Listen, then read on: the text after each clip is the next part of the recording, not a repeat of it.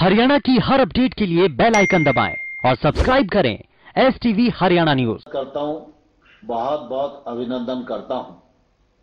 आज इस कार्यक्रम में भिन्न भिन्न स्थानों पर हमारे देश के रक्षा मंत्री श्रीमान राजनाथ सिंह जी, गृह मंत्री श्रीमान अमित शाह जी, परिवहन मंत्री श्रीमान नितिन गडकरी जी, राज्यों के माननीय मुख्यमंत्रीगण, राज्यों के मंत्रीगण, केंद्र सरकार के मंत्रीगण, सांसदगण, विधायकगण और विकास खंड और पंचायत क्षेत्र में इस कार्यक्रम में भाग ले रहे करोड़ों करोड़ भाइयों और बहनों का मैं कृषि एवं किसान कल्याण मंत्रालय की ओर से बहुत बहुत स्वागत करता हूं, बहुत बहुत अभिनंदन करता हूं। इस अवसर पर हमारे मंत्रालय के राज्य मंत्री माननीय रूपाला जी और माननीय कैलाश चौधरी जी, इनकी ओर से भी आप सबका हृदय से बहुत बहुत स्वागत है, बहुत बहुत अभिनंदन है। आज का यह कार्यक्रम हम सबके प्रिय नेता और प्रेरणा स्रोत माननीय अटल बिहारी वाजपेयी जी के जन्मदिन पर संपन्न हो रहा है। सारा देश इस बात का साक्षी है कि अटल बिहारी वाजपेयी जी सुशासन के पक्षधर थे। जब वो प्रधानमंत्री थे तो सुशासन की दृष्टि से अनेक नए आयामों से देश को जोड़ने का काम वाजपेयी जी के नेतृत्व में हुआ और इस वजह से आज का दिन पूरे देश में सुशासन दिवस के रूप में मनाया जाता है। मैं इस अवसर पर अपने मंत्रालय के सभी लोगों की ओर से माननीय अटल जी के चरणों में अपना प्रणाम निवेदित करता हूं। आज सुशासन की दृष्टि से बहुत बड़ा काम हो रहा है और मैं समझता हूं कि अटल बिहारी वाजपेयी जी की आत्मा को भी बहुत संतोष मिलेगा, क्योंकि वो सुशासन और पारदर्शिता के पक्षधर थे और आज माननीय मोदी जी के कर कमलों से देश के 9 करोड़ 4 लाख किसानों को 18,098 करोड़ रुपया बटन दबाकर उनके खातों में 2 घंटे में पहुंचाने का कार्यक्रम होगा। यह पहली बार सारा देश और दुनिया इतनी बड़ी योजना को देख रही है कि इस योजना के क्रियान्वयन में ना कोई बिचौलिया है, ना कोई दलाल है। हम सब जानते हैं कि एक समय था जब देश के तत्कालीन प्रधानमंत्री यह कहा करते थे कि हम 100 रुपए केंद्र से भेजते हैं तो 15 रुपए गांव में जाते जाते बचते हैं, लेकिन आज मोदी जी के नेतृत्व में हम यह दावे के साथ कह सकते हैं कि आज 18,098 करोड़ रुपया नरेंद्र मोदी जी की सरकार भेजेगी तो पूरा का पूरा पैसा किसान के खाते में पहुंचेगा। वाजपेयी जी के समय में भी कृषि को महत्ता दी गई थी और उस स्वप्न को साकार करने के लिए 2014 से लगातार नरेंद्र मोदी जी के नेतृत्व में गांव गरीब किसान की उन्नति के लिए काम किया जा रहा है। हम सब इस अवसर पर किसानों को नमन करना चाहते हैं, क्योंकि कोविड के संकट में भी किसानों ने फसल की कटाई की, उपार्जन का काम गत वर्ष की तुलना में अधिक किया।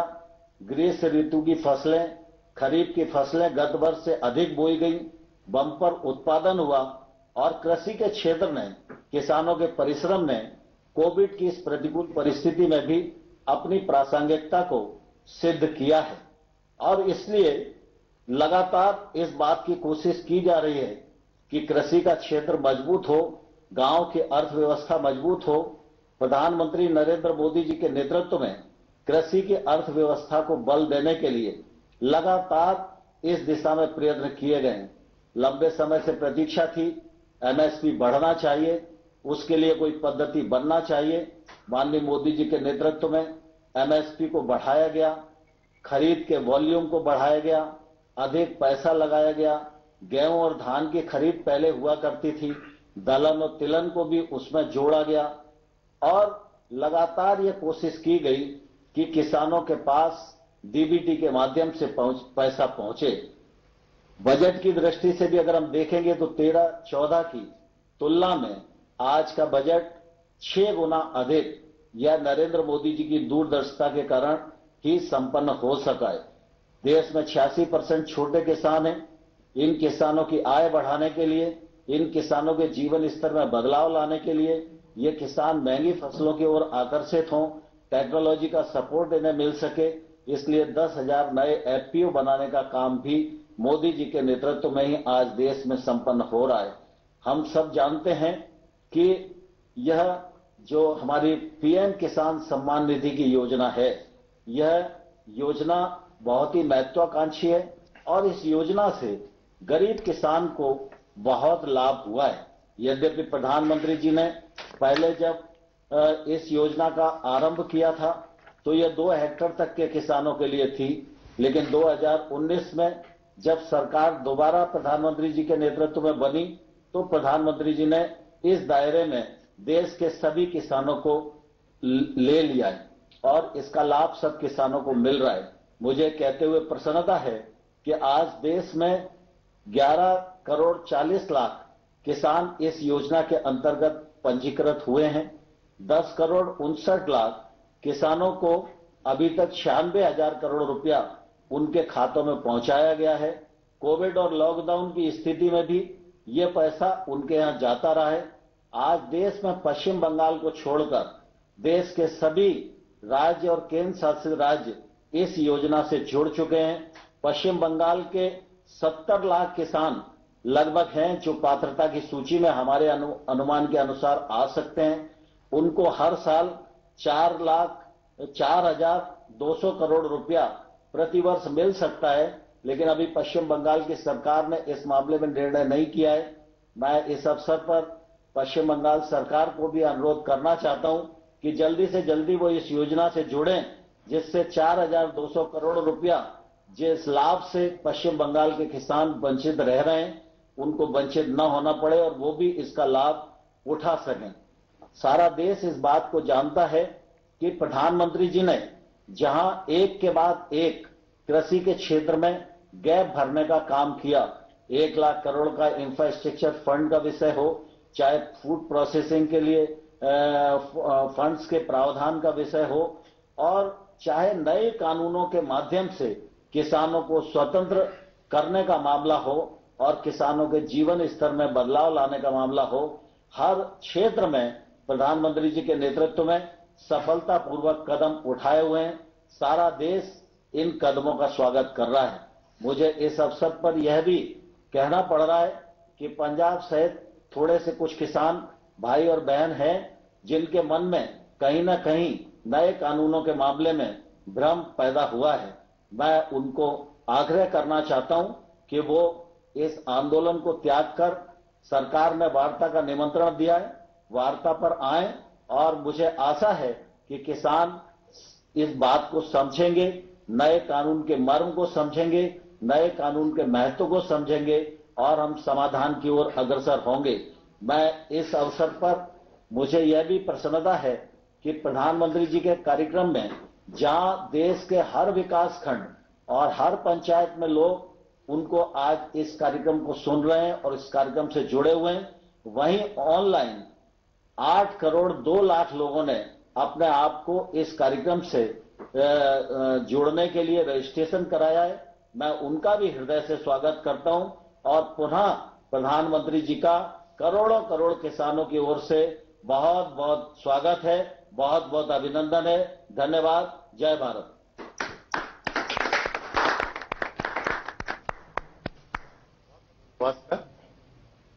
अब हम पीएम किसान योजना के तहत देश में लाभान्वित किसानों के अनुभव की लघु वीडियो फिल्म चलाने का अनुरोध करते हैं। 24 फरवरी 2019, 24 फरवरी 2019 ये वो तारीख थी जब किसानों के हितों के लिए प्रतिबद्ध भारत सरकार ने देश के अन्नदाता को एक नया सहारा और उसके योगदान को सम्मान दिया। किसानों को सीधी मदद देने के लिए पीएम किसान सम्मान निधि आज उत्तर प्रदेश की पवित्र धरती से देश के करोड़ों किसानों के चरणों में अर्पित करता हूं। दशकों से उपेक्षित और विकास से वंचित हमारे अन्नदाता को हर वर्ष 6,000 रुपए की सहायता राशि आज सशक्त बना रही है।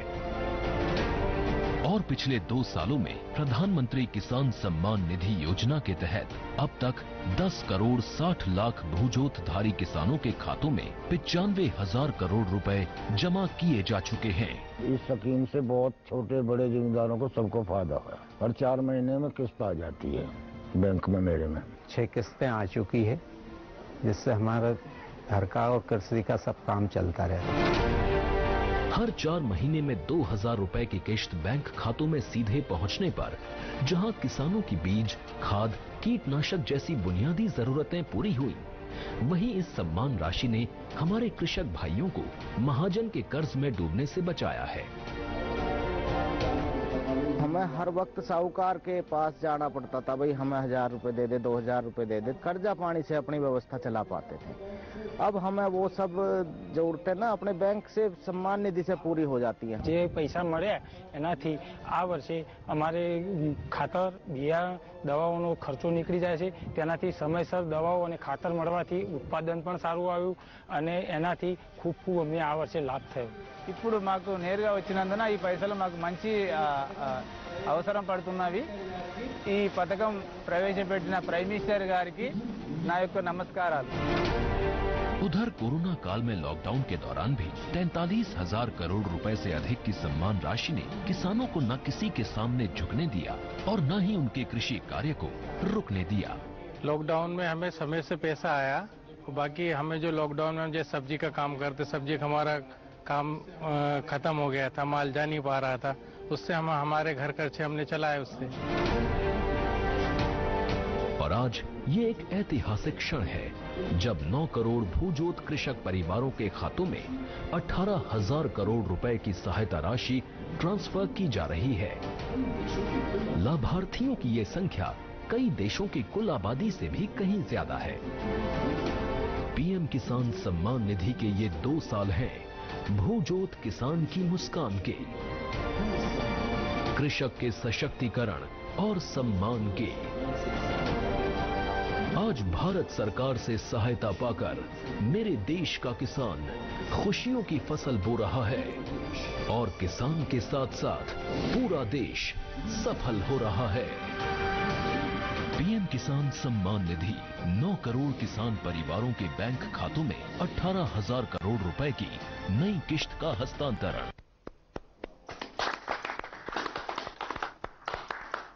वीडियो के लिए धन्यवाद। भारत के सभी हिस्सों से इस योजना के सकारात्मक अनुभव और प्रतिक्रिया देखकर हार्दिक अनुभूति हुई। अब हम माननीय प्रधानमंत्री जी से अनुरोध करेंगे कि वे बटन दबाएं और प्रत्यक्ष लाभ अंतरण के माध्यम से 9 करोड़ से अधिक किसानों को 18,000 करोड़ रुपए से अधिक की धनराशि जारी करें। यह राशि लाभार्थियों के बैंक खातों में आज ही तत्काल अंतरित हो जाएगी। माननीय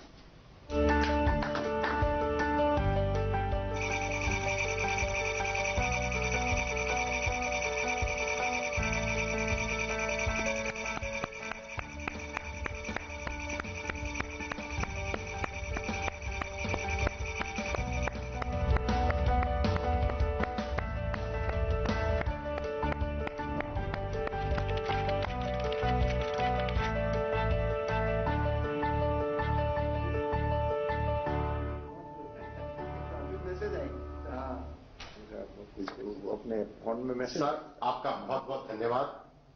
अब माननीय प्रधानमंत्री जी से है ना, वरना हमारे में देश के विभिन्न भागों के किसानों के साथ इस विभाग की योजनाओं के तहत उनके अनुभव के बारे में परस्पर बातचीत करने के लिए आमंत्रित करना चाहते हैं। सबसे पहले मैं अरुणाचल प्रदेश के लोअर दिबांग वैली जिले के श्री गगन पेरिंग जी से आमंत्रित करूंगा कि वे पीएम किसान योजना के साथ ही ऑर्निक एफपीओ के लाभार्थी हैं। श्री गगन पेरिंग जी। गगन जी नमस्कार। प्रणाम सर। जय हिंद। अरुणाचल के लोगों को तो जय हिंद कहना होता है। आपको पीएम किसान सम्मान निधि से जो पैसा मिल रहा है उसको आप कैसे उपयोग करते हैं? गगन जी इतने दूरी पर हैं, इतने पहाड़ों में हैं, कैसे करते हैं आप? सर मुझे हर महीने के 4 महीने के पीछे 2000 करके 3 बार मिला। कुल मिला के मुझे 6000 मिला। उस पैसे को मैं ऑर्गेनिक खाद, दवा और कुछ मजदूरी के ऊपर खर्चा किया। और फिर किस प्रकार से इसको आगे बढ़ाया? क्योंकि ऑर्गेनिक फार्मिंग किया तो कुछ तो करना पड़ा होगा आपको। सर एफपीओ बनाया हमने, फार्मर प्रोड्यूसर कंपनी बना के हमारा उसको और आगे बढ़ा रहा है अभी। अच्छा, एफपीओ यानी फार्मर प्रोड्यूसर ऑर्गेनाइजेशन चलाते हैं और वो भी ऑर्गेनिक फार्मिंग से जुड़े किसानों का। आपके साथ कितने किसान जुड़े हैं और ये कैसे काम करता है? सर सुनाई दे रहा है गगन जी मेरी बात? सर कितने किसान जुड़े हैं आपके साथ और किस प्रकार से काम करते हैं? 446। अच्छा, ऑर्गेनिक अदरक उगाते हैं हम। क्या क्या उगाते हैं? Organic ginger. अच्छा, जिंजर और जिंजर उगाते हैं। और क्या मार्केट मिल जाता है? मार्केट फिलहाल तो सर अभी अपना इंडिया के अंदर में हमने बेंगलोर में पिछला बार बेचा, उसके बाद दिल्ली में। अच्छा, मतलब आप एक प्रकार से छोटे किसानों को प्राइवेट कंपनी के साथ जोड़ते भी हैं। क्या वो कंपनी जो आपसे जिंजर खरीदती है वो आपसे जिंजर ही ले जाती है कि जमीन भी उठा के ले जाती है? सर हाल ही में हमने प्रवर्ता फूड कंपनी से एग्रीमेंट किया है, लेकिन वो हमारा जितना प्रोडक्ट है उसका फिनिशिंग प्रोडक्ट को ले जाने का एग्रीमेंट किया है, जमीन को नहीं। जमीन अपना है, अपना ही रहेगा। आप अरुणाचल के इतने कोने में बैठे हैं, आपको विश्वास है कि आपकी जमीन सुरक्षित है, लेकिन कुछ लोग ऐसा भ्रम फैला रहे हैं कि आपकी फसल का कोई कॉन्ट्रैक्ट करेगा, एग्रीमेंट करेगा तो जमीन भी चली जाएगी। अब इतना झूठ बोल रहे हैं। अच्छा हुआ गगन जी आपने अपना अनुभव शेयर किया, मैं आपका बहुत आभारी हूं। और आपने इतने सारे किसानों को जोड़ा है, ये भी बहुत प्रसन्नता का विषय है। मैं धन्यवाद करता हूं आपका। धन्यवाद गगन जी। अब मैं उड़ीसा के नौपाड़ा जिले के श्री नवीन ठाकुर जी को आमंत्रित करूंगा, जो पीएम किसान योजना के साथ साथ किसान क्रेडिट कार्ड योजना के भी लाभार्थी हैं। श्री ठाकुर जी। नवीन जी, जय जगन्नाथ। माननीय प्रधानमंत्री जी, मेरा नमस्कार। बताइए क्या किस प्रकार के योजना का आपको लाभ हुआ, क्या कहना चाहेंगे आप? मुझे पीएम 5 किस्तों में 10,000 के पीएम किसान सहायता प्राप्त हुआ है। मैंने इस धन को खाद, बीज, कीटनाशक खरीद के लिए उपयोग किया है। एकीकृत यानी खेती और पशुपालन के लिए धन का उपयोग करने की योजना बना रहा हूं। अच्छा, भारत सरकार एक किसान क्रेडिट कार्ड देती है, वो आपको मालूम है क्या? जी। आपको किसान क्रेडिट कार्ड मिला है? मिला है सर। अच्छा, तो उसका क्या करता है? मुझे 12 मार्च 2019 को क्रेडिट कार्ड मिला है। मैंने 4% के ब्याज दर से बैंक से 27,000 का ऋण लिया है। पहले तो 20% के ब्याज दर से साहूकार से कर्जा लेना पड़ता था। अब 4% के हिसाब ब्याज दर से मेरे को ऋण मिल रहा है और मैं इस धन को बीज, खाद, कीटनाशक के लिए केसीसी का उपयोग किया है। केसीसी और पीएम किसान की योजना के लाभ से मेरे जीवन स्तर में सुधार हुआ है। इसीलिए आपको प्रधानमंत्री जी मेरा नमस्कार। नवीन जी, आपके पास कितनी जमीन है और आपको ये जो किसान क्रेडिट कार्ड केसीसी की सुविधा जो आपको मिली है, तो अब आप ये खर्च कहां से करते हैं? पहले क्या करते थे? पहले कैसा करते थे? मेरे पास 1 एकड़ 40 डिसमिल जमीन है। अच्छा, इतना छोटी जमीन है? छोटी जमीन है। हाँ। उसमें धान का फसल उगा रहा हूँ। मुझे अन्य फसल करने के भी शौक है। तो कुछ शुरू किया है? अभी तो कुछ किया नहीं हूँ, लेकिन शौक तो है। नहीं, करना चाहिए। अच्छा विचार आपको आया है, क्योंकि हमने इस प्रकार से हिम्मत के साथ नई चीजें करना चाहिए। देखिए नवीन जी, अटल जी की सरकार ने किसानों को बैंकों से सस्ते ऋण की ये योजना शुरू की थी और आज उनका जन्मदिन है। अब इसको आप जैसे उड़ीसा में दूर सुदूर बैठे किसानों तक ये मिशन मोड पर काम करने के कारण पहुंचा है। और जैसा आपने कहा, ब्याज में राहत हो गई है, आपको किसी बहुत बड़े ब्याज से पैसा नहीं लेना पड़ रहा है, अब आप नई नई फसल की तरफ जाना चाहते हैं। यही सारी बातें हैं जो छोटे छोटे किसानों को मदद हो, इसलिए सरकार काम कर रही है। और मेरा आपसे आग्रह होगा, आप भी छोटे छोटे किसानों को समझाइए कि ये केसीसी कार्ड नहीं मिला है तो प्राप्त कर लें, केसीसी कार्ड का उपयोग करते बैंकों से पैसे लें, ज्यादा ब्याज से पैसे न लें, अपने बच्चों के लिए ज्यादा खर्चा करें, अपनी खेती के लिए ज्यादा खर्चा करें। ये जरूर सबको बताइए। करेंगे नवीन जी? जी सर। पक्का करेंगे? जी पक्का करेंगे सर। चलिए, जय जगन्नाथ आपको। नमस्कार सर। धन्यवाद। अब मैं हरियाणा के फतेहाबाद जिले के श्री हरि सिंह जी को आमंत्रित करूंगा, जो पीएम किसान योजना के साथ क्रॉप डाइवर्सिफिकेशन योजना के लाभार्थी हैं। हरि सिंह जी नमस्ते। नमस्कार, नमन प्रणाम सर। नमस्कार साहब, बताइए हरि किशन जी। मैं हरि सिंह बिश्नोई, पुत्र श्री फकीरचंद, निवासी नाढोड़ी, जिला फतेहाबाद, हरियाणा का निवासी हूं। हम 4 भाई 40 एकड़ में संयुक्त खेती करते हैं। मेरे परिवार में हम 15 सदस्य, कुल 15 सदस्य हैं और 35 वर्ष से खेती कर रहा हूं मैं। तो पिताजी के पास तो काफी जमीन होगी, अब सब भाइयों में बढ़ गई होगी, अब क्या स्थिति है? नहीं, इकट्ठे, सभी इकट्ठे रह रहे हैं जी, एक संयुक्त खेती करते हैं जी। अच्छा,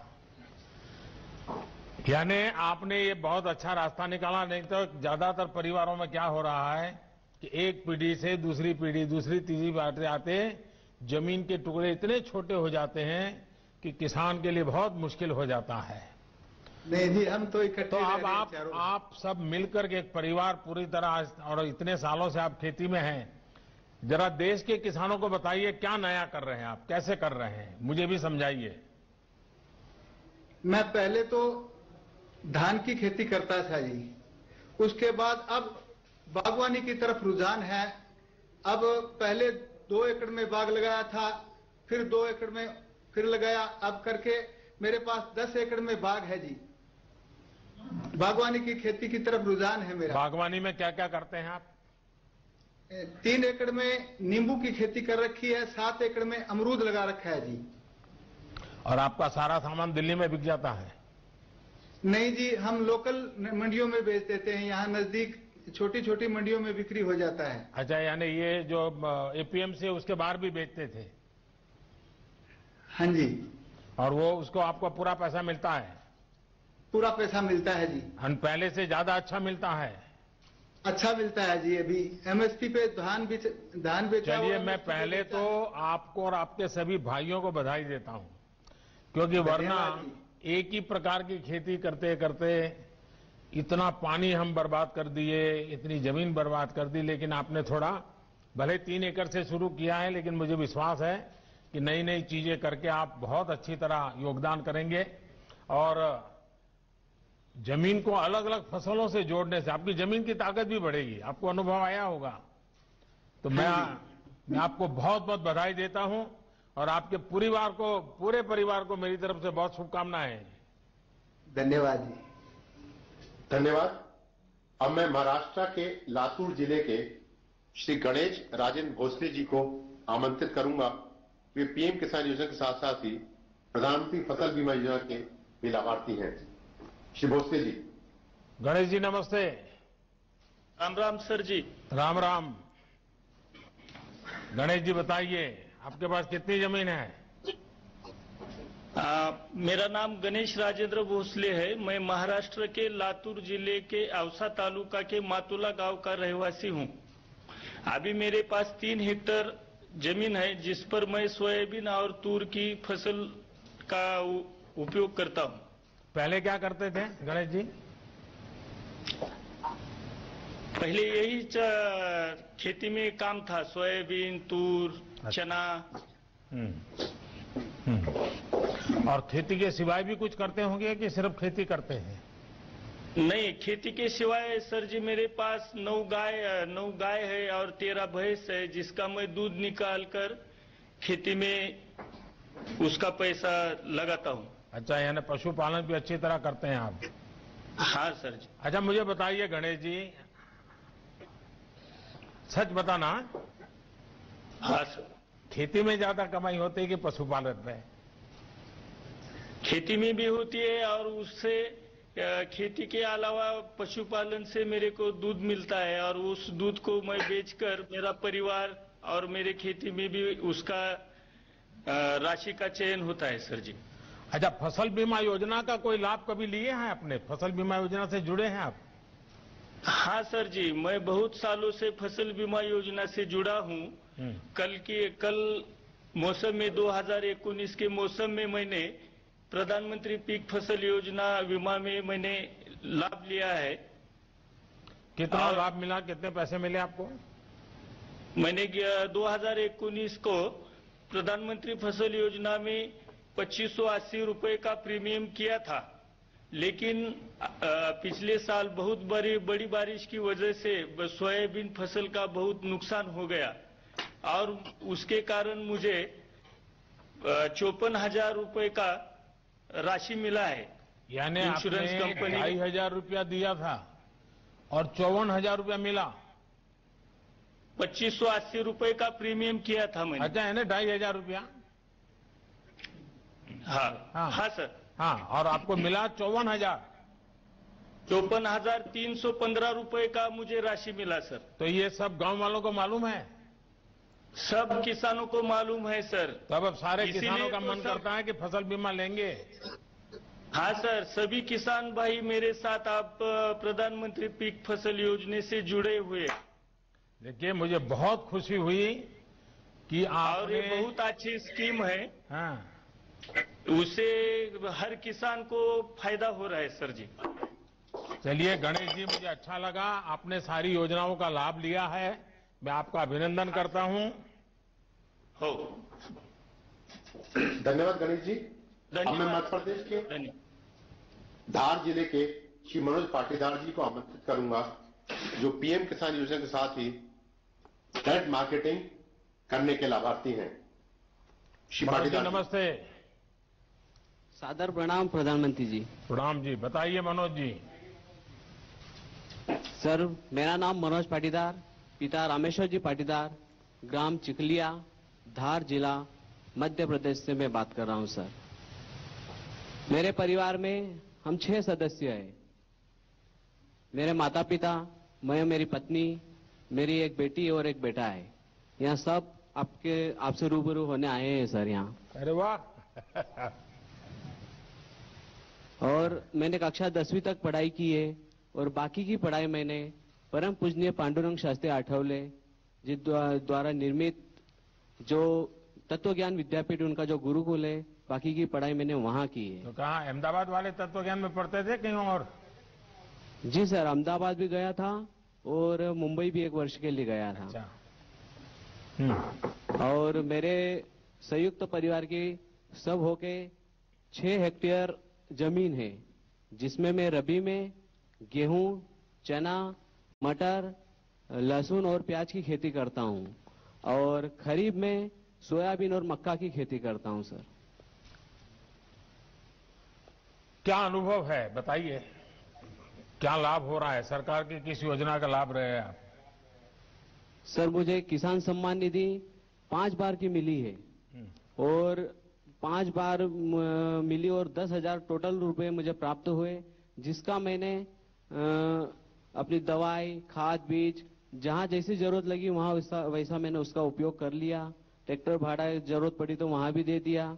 मतलब मुझे उसका सही टाइम टू टाइम उसका पेमेंट आया और उसको मैंने अच्छा, आप इस साल जब से ये नए कृषि सुधार कानून आए हैं, उसके पहले जो फसल आपने बेची है, तो इससे आपके जीवन में पहले और आज की तुलना में क्या फर्क आया? कोई अंतर समझा सकते हैं आप? बिल्कुल बिल्कुल सर।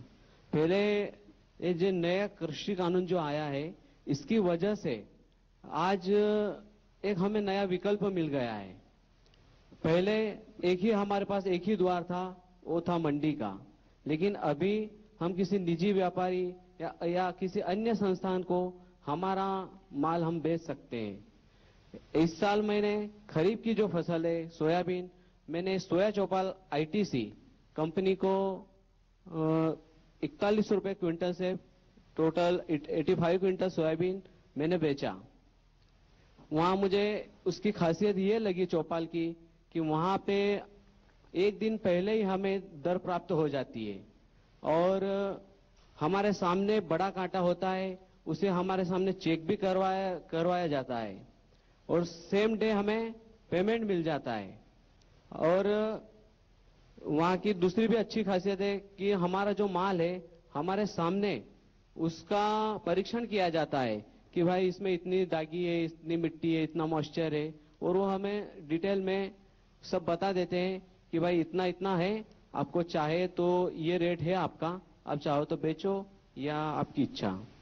तो नए कृषि कानून से मुझे ये जो एक और द्वार मिला है हमारा माल बेचने का, ये बहुत अच्छा लगा। आपको संतोष है? जी सर। आपके इलाके के और भी किसान फायदा उठाते हैं? बहुत किसान उठाते हैं सर।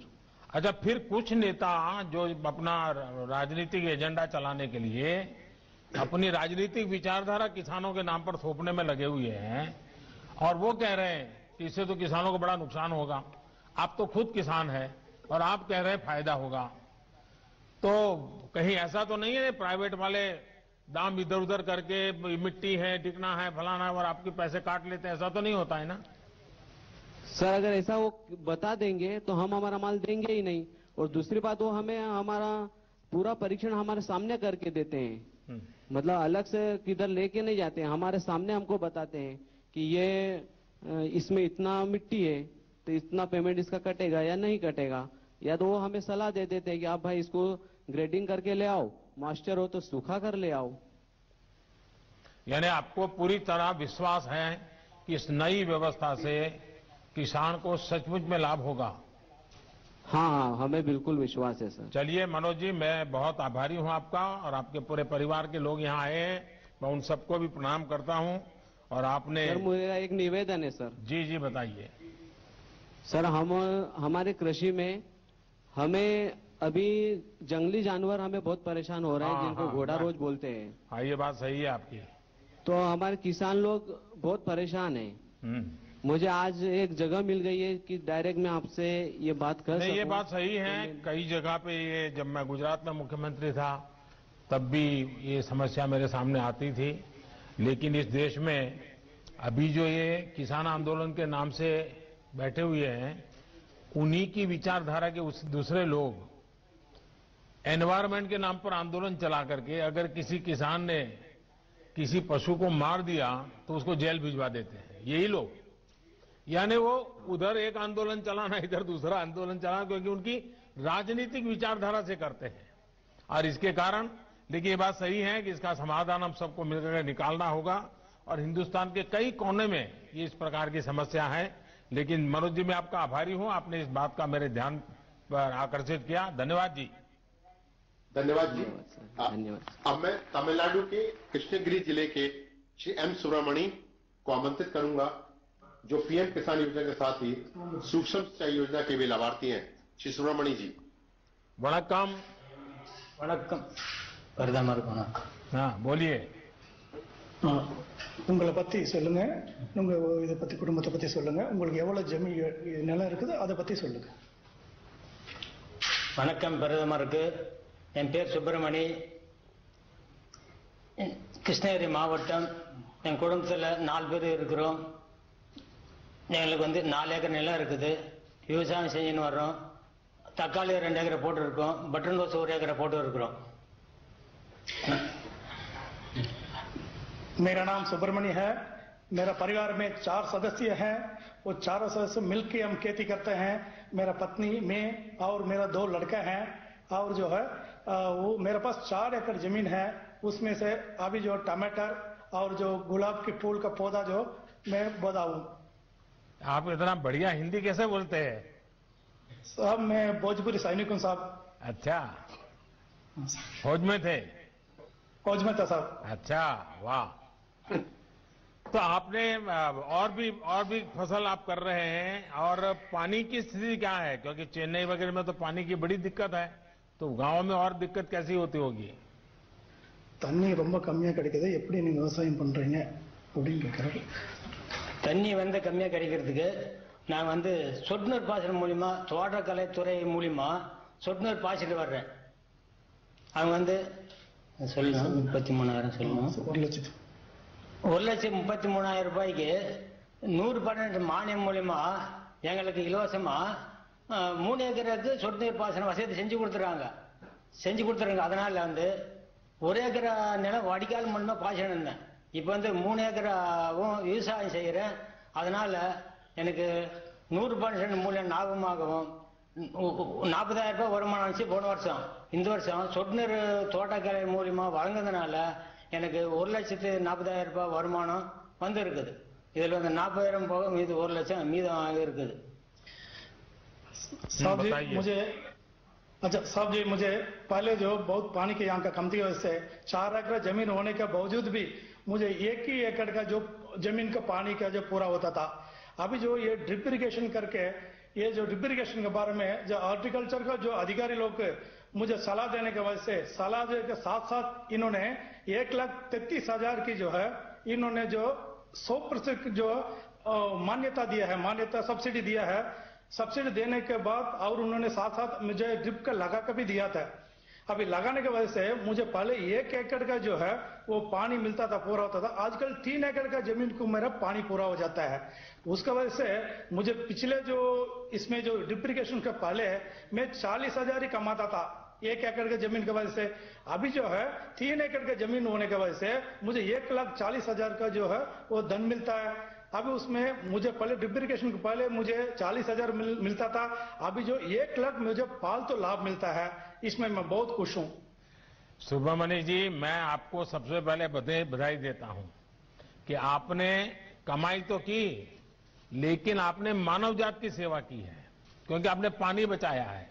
और सरकार की ये जो ड्रिप इरिगेशन, माइक्रो इरिगेशन की योजना है, जो पूरे देश में बहुत बड़ा अभियान चल रहा है, उसका आपने फायदा उठाया, और इस फायदे के कारण आपका 1 लाख रुपया आय भी बढ़ी, पानी भी बचा, आय भी बढ़ी, और आपकी जमीन का उपयोग भी हुआ।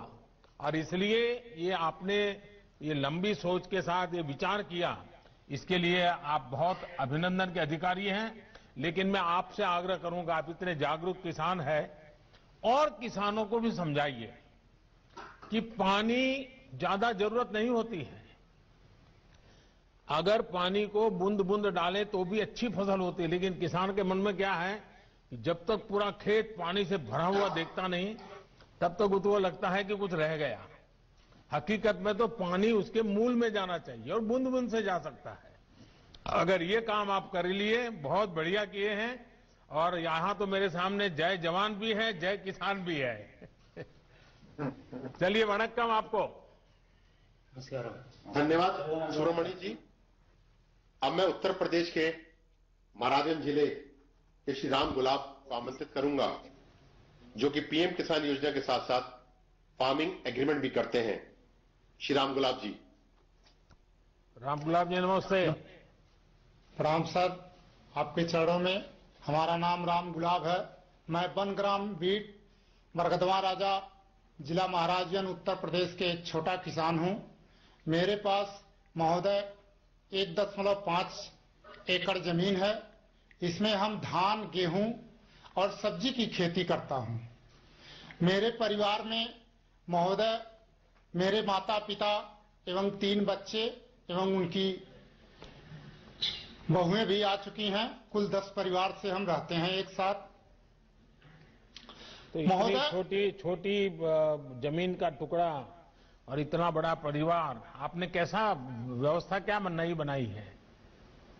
सर, हम एक किसानों के साथ मिलकर के एक एफपीओ का गठन किए हैं, जिसमें हमारे 100 किसानों से हम महोदय शुरू किए हैं, जिसे आपसे कहने में बड़ा खुशी, आभार व्यक्त करते हैं कि आपसे हम रूबरू हो रहे हैं। और वो खेती जो है सबके साथ मिला करके एफपीओ के द्वारा हम सर करते हैं। वह शकरकंद की खेती नए प्रजाति में इस समय कर रहे हैं। अच्छा, आपके 100 के 100 किसान जो है, जिनका आपने समूह बना दिया है, एफपीओ बनाया है, सबके सब शकरकंद की खेती करते हैं? नहीं सर, अभी इन साल नया फसल ये आई है। और हम पहले सर धान, गेहूं एवं सब्जी की खेती अधिक मात्रा में करते थे। इस समय लगभग 10 टन देने के लिए एग्रीमेंट अहमदाबाद कंपनी से महोदय हम इस समय किए हैं। जिला महाराजगंज सभागार में, कलेक्ट्रेट सभागार में, और उसमें कृषि विभाग एवं नाबार्ड और महोदय एक एनजीओ महाराजगंज के मुख्यधार हैं विनोद कुमार तिवारी सर, इनके माध्यम से हम। तो ये आपके साथ जो 100 किसान जुड़े हैं, उसमें बड़े किसान हैं कि छोटे किसान हैं? सर, उसमें सब छोटे छोटे किसान हैं और सब बनटानिया के ही किसान हैं। महाराजगंज में महोदय 18 बनटानिया किसान, 18 बनग्राम हैं, जिनमें से पहले 100 किसान से हम जुड़ करके इस समय महोदय 300 से ऊपर किसान इसमें जुड़ चुके हैं। अरे वाह! तो ये अहमदाबाद की कंपनी आपसे माल खरीद रही है, आपको पूरे पैसे दे रही है? सर, हमसे उनसे एग्रीमेंट हुआ है। हम पहले 10 से 15 रुपए किलो हम उसको बेच देते थे लोकल मार्केट में, और उनसे हमसे 25 रुपया का एग्रीमेंट हुआ है, और वो हमारे घर से लेके जाएंगे। अरे वाह! इसमें हमें किसी प्रकार का भाड़ा नहीं देना है, ना ही कोई बिचौलिया का है। तो आपको ये नए कृषि सुधार के कारण सबसे बड़ा लाभ होगा, ऐसा आपको लगता है? जी। और ये जमीन तो नहीं चली जाएगी ना? नहीं सर, इससे तो हम देख रहे हैं जमीन नहीं जाएगी, केवल हमारे फसल नहीं, झूठ फैलाया जा रहा है जी। आप जैसे लोग जब बोलते हैं तब विश्वास लोगों का बढ़ता है कि भाई इसे जमीन नहीं जाती है, हमारे फसल बिकती है, और फसल पहले बर्बाद होती थी, अब बिकती है। चलिए, मैं आपको बहुत बधाई देता हूं। और आपने खुद का तो किया, लेकिन छोटे 300 किसान तक आप पहुंच गए। मैं मानता हूं कि महाराजगंज में आपके द्वारा बहुत बड़ी क्रांति आएगी और उसकी बात पूरे उत्तर प्रदेश में फैलेगी। बहुत बड़ा लाभ होगा। मैं आप सबको बहुत बहुत बधाई देता हूं। धन्यवाद सर। महाराज जी की तरफ से हम आपको हार्दिक दिल से अभिनंदन करता हूं। बस किसानों के आशीर्वाद बने रहे ताकि हम देश के किसानों का कल्याण करते रहें। श्री राम गुलाब जी, आपका बहुत बहुत धन्यवाद। अब हम माननीय प्रधानमंत्री जी से देश को संबोधित करने का अनुरोध करते हैं। देश भर से जुड़े मेरे किसान भाई बहन, इस कार्यक्रम में देश में अलग अलग स्थानों से जुड़े केंद्र सरकार के मंत्रीगण, राज्य सरकारों के मंत्रीगण, आदरणीय सभी मुख्यमंत्रीगण, पंचायत से लेकर के पार्लियामेंट तक चुने हुए सारे जनप्रतिनिधि और सब गांवों में जाकर के किसानों के बीच में बैठे हैं। मैं आप सबको और मेरे किसान भाइयों बहनों को मेरी तरफ से नमस्कार। किसानों के जीवन में खुशी, ये हम सभी की खुशी, बढ़ा देती है। और आज का दिवस तो बहुत ही पावन दिवस भी है। किसानों को आज जो सम्मान निधि मिली है, उसके साथ ही आज का दिन कई अवसरों का संगम बनकर भी आया है। सभी देशवासियों को आज क्रिसमस की भी बहुत बहुत शुभकामनाएं। उनका एक आलोक हम सबके जीवन में उस रूप में प्रकट हो, इस बात की आकांक्षा के साथ, इस बात की शुभकामना के साथ आभार। प्रेम, शांति और सद्भाव का प्रसार करें। साथियों, आज मोक्षदा एकादशी है, गीता जयंती है। आज ही भारत रत्न महामना मदन मोहन मालवीय जी की भी जयंती है। देश के महान कर्मयोगी, हमारे प्रेरणा पुरुष स्वर्गीय अटल बिहारी वाजपेयी जी की भी आज जन्म जयंती है। उनकी स्मृति में आज देश गुड गवर्नेंस डे भी मना रहा है। साथियों, अटल जी ने गीता के संदेशों के अनुरूप जीवन जीने का लगातार प्रयास किया। गीता में कहा गया है, स्वे स्वे कर्मणि अभिरतः संसिद्धिम लभते नरः, यानी जो अपने स्वाभाविक कर्मों को तत्परता से करता है, उसे सिद्धि मिलती है। अटल जी ने भी अपना पूरा जीवन राष्ट्र के प्रति अपने कर्म को पूरी निष्ठा से निभाने में समर्पित कर दिया। सुशासन को, गुड गवर्नेंस को अटल जी ने भारत के राजनीति और सामाजिक विमर्श का हिस्सा बनाया। गांव और गरीब के विकास को अटल जी ने सर्वोच्च प्राथमिकता दी। प्रधानमंत्री ग्राम सड़क योजना हो या फिर स्वर्णिम चतुर्भुज योजना हो, अंत्योदय अन्न योजना हो या फिर सर्व शिक्षा अभियान हो, राष्ट्र जीवन में सार्थक बदलाव लाने वाले अनेक कदम अटल जी ने उठाए। आज पूरा देश उनको स्मरण कर रहा है, अटल जी को नमन कर रहा है। आज जिन कृषि सुधारों को देश ने जमीन पर उतारा है, उनके सूत्रधार भी एक प्रकार से अटल बिहारी वाजपेयी भी थे। साथियों, अटल जी गरीबों के हित में, किसान के हित में बनने वाली सभी योजनाओं में होने वाले भ्रष्टाचार को राष्ट्रीय रोग मानते थे। आप सबको याद होगा, उन्होंने एक बार पहले की सरकारों पर कटाक्ष करते हुए एक पूर्व प्रधानमंत्री की बात याद दिलाई थी और उनको याद दिलाते उन्होंने कहा था कि रुपया चलता है तो रुपया घिसता है, रुपया घिसता है तो हाथ में लगता है और धीरे से जेबों में चला जाता है। मुझे संतोष है कि आज न रुपया घिसता है और न ही किसी गलत हाथ में लगता है।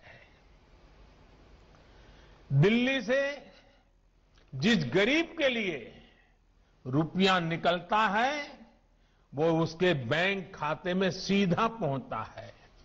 अभी हमारे कृषि मंत्री नरेंद्र सिंह जी तोमर ने इसके विषय में विस्तार से हमारे सामने रखा है। पीएम किसान सम्मान निधि इसका ही एक उत्तम उदाहरण है। आज देश के 9 करोड़ से ज्यादा किसान परिवारों के बैंक खाते में सीधे एक कंप्यूटर की क्लिक से 18,000 करोड़ रुपए से भी ज्यादा रकम उनके किसानों के बैंक के खाते में जमा हो गए हैं। जब से ये योजना शुरू हुई है तब से 1,10,000 करोड़ रुपए से ज्यादा 1,10,000 करोड़ रुपए से ज्यादा किसानों के खाते में पहुंच चुके हैं। और यही तो गुड गवर्नेंस है, यही तो गुड गवर्नेंस टेक्नोलॉजी के द्वारा उपयोग किया गया है। 18,000 करोड़ से ज्यादा रुपए पल भर में, कुछ ही पल में सीधे किसानों के बैंक खातों में जमा हो गए हैं। कोई कमीशन नहीं, कोई कट नहीं, कोई हेराफेरी नहीं। टेक्नोलॉजी का इस्तेमाल करते हुए पीएम किसान सम्मान योजना में ये सुनिश्चित किया गया है कि लीकेज न हो। राज्य सरकारों के माध्यम से किसानों का ऑनलाइन रजिस्ट्रेशन होने के बाद उनके आधार नंबर और बैंक खातों का वेरिफिकेशन होने के बाद इस व्यवस्था का निर्माण हुआ है। लेकिन मुझे आज इस बात का अफसोस भी है कि पूरे हिंदुस्तान के किसानों को इस योजना का लाभ मिल रहा है। सभी विचारधारा की सरकारें इससे जुड़ी हैं, लेकिन एकमात्र पश्चिम बंगाल सरकार, वहां के 70 लाख से अधिक किसान, मेरे किसान भाई बहन बंगाल के, इस योजना के वो लाभ नहीं ले पा रहे हैं, उनको ये पैसे नहीं मिल पा रहे हैं, क्योंकि बंगाल की सरकार अपने राजनीतिक कारणों से उनके राज्य के किसानों को भारत सरकार से पैसा जाने वाला है, राज्य सरकार को 1 कौड़ी का खर्चा नहीं है, फिर भी वो पैसे उनको नहीं मिल रहे हैं। कई किसानों ने भारत सरकार को सीधी चिट्ठी लिखी हुई है, उसको भी वो मान्यता नहीं देते हैं। और आप कल्पना कर सकते हैं कितने लाखों किसानों ने लाभ लेने के लिए, योजना के लिए अर्जी की, ऑनलाइन आवेदन कर चुके हैं, लेकिन वहां की राज्य सरकार उसको भी अटका करके बैठ गई है। भाइयों बहनों, मैं हैरान हूं और ये बात मैं आज देशवासियों के सामने बड़े दर्द के साथ, बड़े पीड़ा के साथ कहना चाहता हूं। जो लोग 30 साल तक बंगाल में राज करते थे,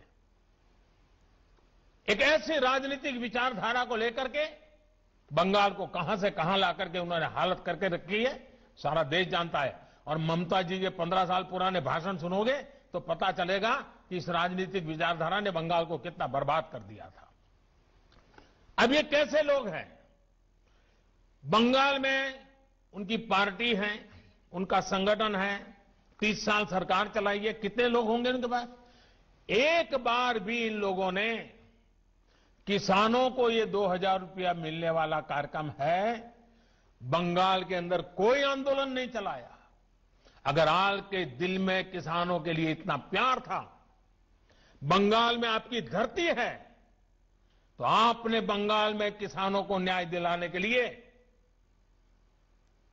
प्रधानमंत्री किसान सम्मान योजना के पैसे किसानों को मिले, इसके लिए क्यों आंदोलन नहीं किए? क्यों आपने कभी आवाज नहीं उठाई? और आप वहां से उठ करके पंजाब पहुंच गए, तब सवाल उठता है। और पश्चिम बंगाल की सरकार भी देखिए, अपने राज्य में इतना बड़ा किसानों को लाभ, 70 लाख किसानों को इतना धन मिले, हजारों करोड़ रुपया मिले, वो देने में उनको राजनीति आड़े आती है। लेकिन वही पंजाब जाकर के जो लोग के साथ वो बंगाल में लड़ाई लड़ते हैं, यहां आकर के उनसे गुपचुप करते हैं।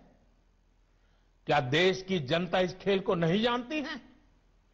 क्या देश की जनता को इस खेल का पता नहीं है? जो आज विपक्ष में हैं, उनकी इस पर जुबान क्यों बंद हो गई है? क्यों चुप है?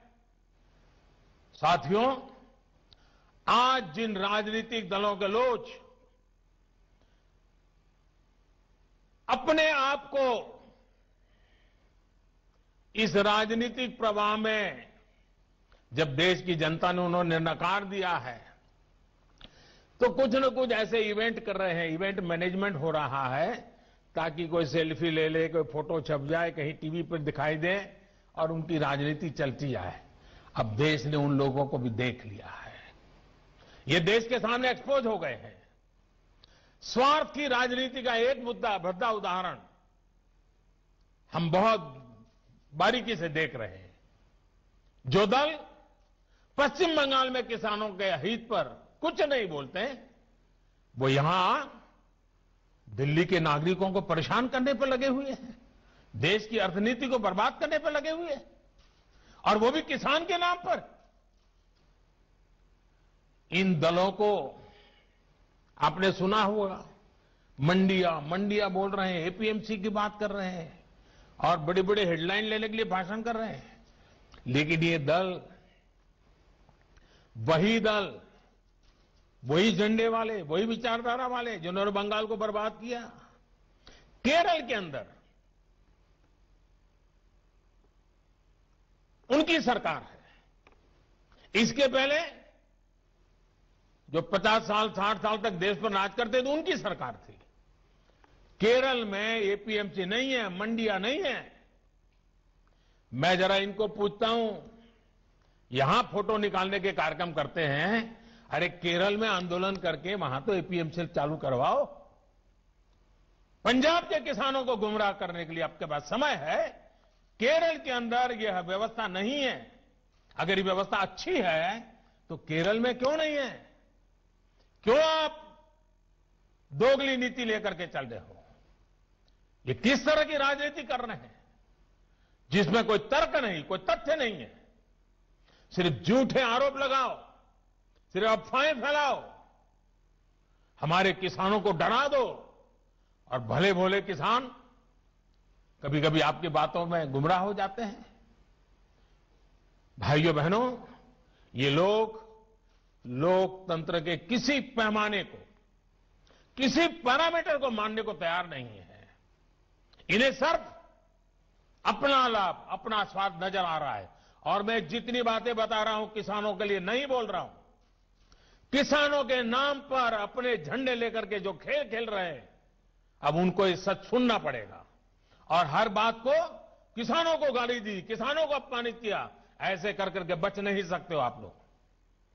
ये लोग अखबारों और मीडिया में जगह बनाकर राजनीतिक मैदान में खुद के जिंदा रहने की जड़ी बूटी खोज रहे हैं।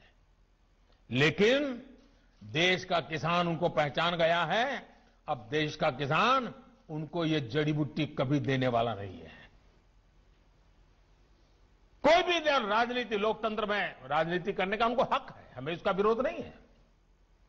लेकिन निर्दोष किसानों की जिंदगी के साथ न खेलें, उनके भविष्य के साथ खिलवाड़ न करें, उन्हें गुमराह न करें, भ्रमित न करें। साथियों, ये वही लोग हैं जो बरसों तक सत्ता में रहे। इनकी नीतियों की वजह से देश की कृषि और किसान का उतना विकास नहीं हो पाया जितना उसमें सामर्थ्य था। पहले की सरकारों की नीतियों की वजह से सबसे ज्यादा बर्बाद वो किसान हुआ जिसके पास न तो ज्यादा जमीन थी, न ज्यादा संसाधन।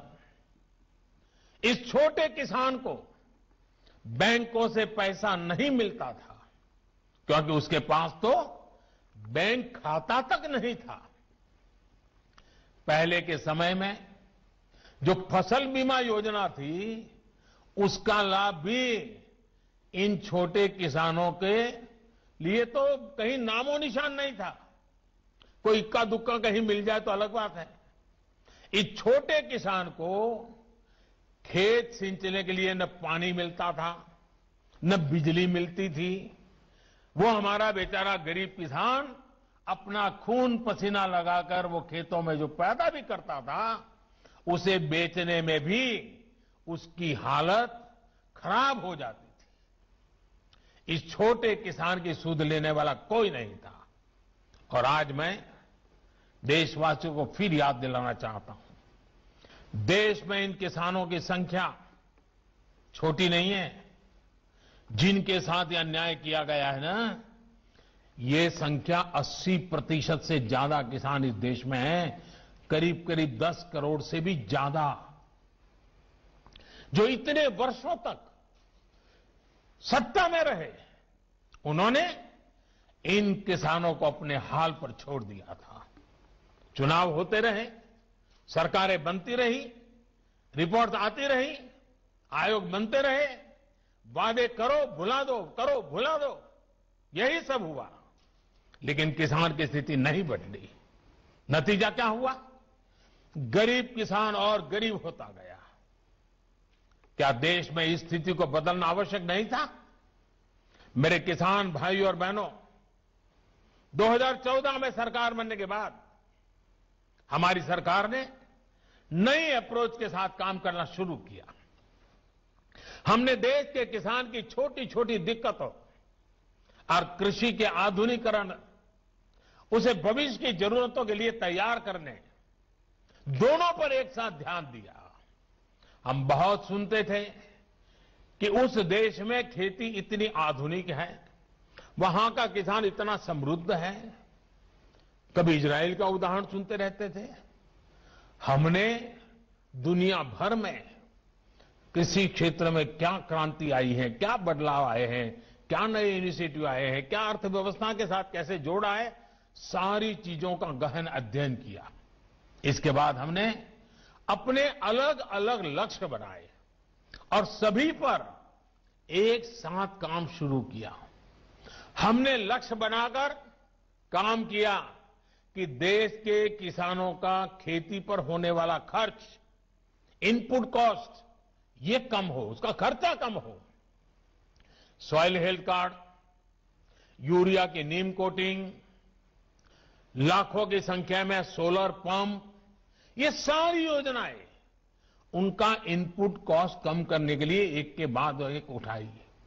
हमारी सरकार ने प्रयास किया कि किसान के पास एक बेहतर फसल बीमा कवच हो। आज देश के करोड़ों किसानों को पीएम फसल बीमा योजना का लाभ हो रहा है। और मेरे प्यारे किसान भाइयों बहनों, अभी जब मैं किसान भाइयों से बात कर रहा था तो मुझे हमारे महाराष्ट्र लातूर के गणेश जी ने बताया कि 2,500 रुपया उन्होंने दिया और 54,000 रुपया करीब करीब मिला। मामूली प्रीमियम के बदले किसानों को पिछले साल में 87,000 करोड़ रुपए क्लेम राशि मिली है। 87 यानी करीब करीब 90,000 करोड़ मामूली प्रीमियम दिया किसानों ने। मुसीबत के समय ये फसल बीमा उनको काम आया। हमने इस लक्ष्य पर भी काम किया कि देश के किसान पास खेत में सिंचाई की पर्याप्त सुविधा हो। हम दशकों पुरानी सिंचाई योजनाओं पूरा कराने के साथ ही देश भर में पर ड्रॉप मोर क्रॉप के मंत्र के साथ माइक्रो इरिगेशन को भी बढ़ावा दे रहे हैं। और मुझे खुशी हुई, अभी तमिलनाडु के हमारे सुब्रमण्य जी मुझे बता रहे थे कि उन्होंने माइक्रो इरिगेशन से, ड्रिप इरिगेशन से, जो पहले 1 एकड़ का काम होता था 3 एकड़ का हुआ और पहले से ज्यादा 1 लाख रुपए ज्यादा कमाया माइक्रो इरिगेशन से। साथियों, हमारी सरकार ने प्रयास किया कि देश के किसानों को फसल की उचित कीमत मिले। हमने लंबे समय से लटकी स्वामीनाथन कमेटी की रिपोर्ट के अनुसार लागत का 1.5 गुना एमएसपी किसानों को दिया। पहले कुछ ही फसलों पर एमएसपी मिलती थी, हमने उनकी भी संख्या बढ़ाई। पहले एमएसपी का ऐलान अखबारों में छोटी सी जरा जगह बनाना खबर के तौर पर आप छपता था, किसानों तक लाभ नहीं पहुंचता था, कहीं तराजू ही नहीं लगते थे। और इसलिए किसान के जीवन में कोई बदलाव ही नहीं आता था। हम आज एमएसपी पर रिकॉर्ड सरकारी खरीद कर रहे हैं। किसानों की जेब में एमएसपी का रिकॉर्ड पैसा पहुंच रहा है। जो आज किसानों के नाम पर आंदोलन कर रहे हैं, वो जब उनका समय था तब चूप मार करके बैठे हुए थे। ये जितने लोग आंदोलन चला रहे हैं ना, ये उस सरकार के हिस्सेदार थे, समर्थन करते थे। और यही लोग स्वामीनाथन कमेटी की रिपोर्ट के ऊपर बैठ गए थे, सालों तक बैठ गए थे। हमने आकर के निकाला, क्योंकि हमारे दिल में किसान की जिंदगी को भला करना, कल्याण करना, ये हमारा जीवन का मंत्र है, इसलिए कर रहे हैं। साथियों, हम इस दिशा में भी फसल बेचने के लिए इसी बीच वक्त ब्रेक का फौरन लौटेंगे।